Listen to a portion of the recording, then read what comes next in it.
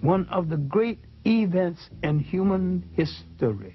Roman taxation, Roman oppression would cause people to turn to new gods and question old gods, to turn to a story about a God who comes forth to rescue them.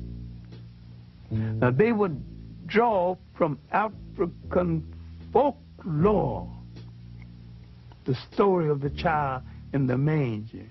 Now, what am I saying? Later, in retrospect, he was referred to as Jesus Christ. Now, you can argue about the coloration of Christ if you want to, but I can sell that very quick and we can go on to the next subject. Was he a Roman? The answer is no. Was he a Greek? The answer is still no. These were the only European types in that part of the world at the time. If he was neither Roman or Greek, he was one of those other people. And all of those other people were non-European and non-white. And he came from the other people.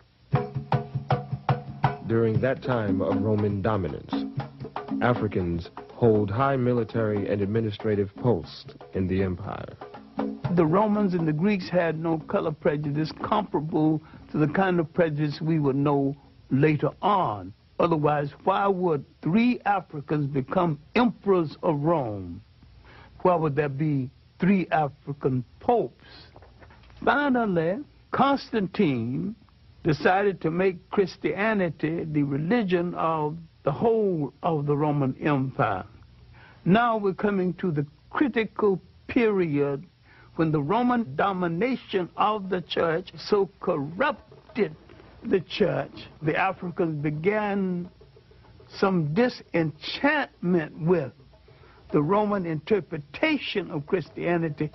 Constantine calls a council of bishops and priests at a place called Nice.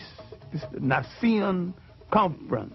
It is at this conference that the European created a European concept of Christianity.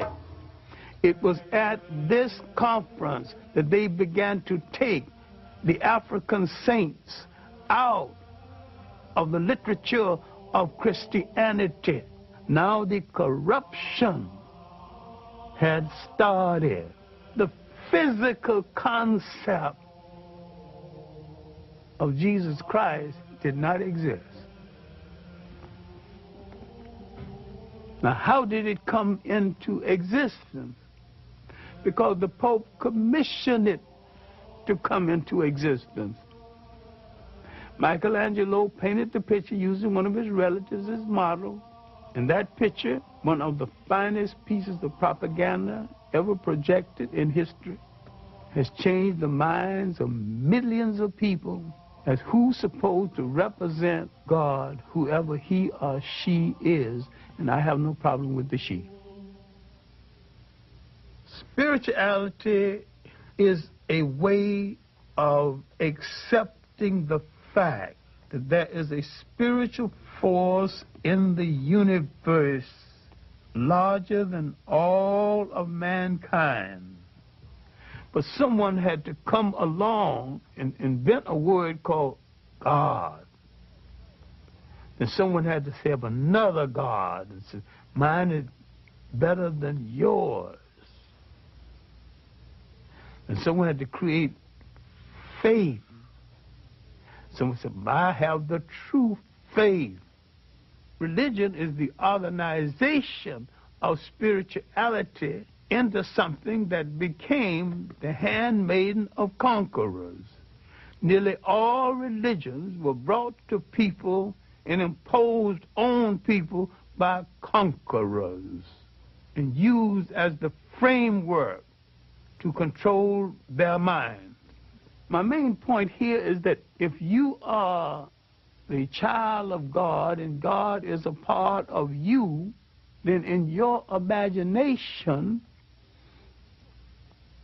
God's supposed to look like you.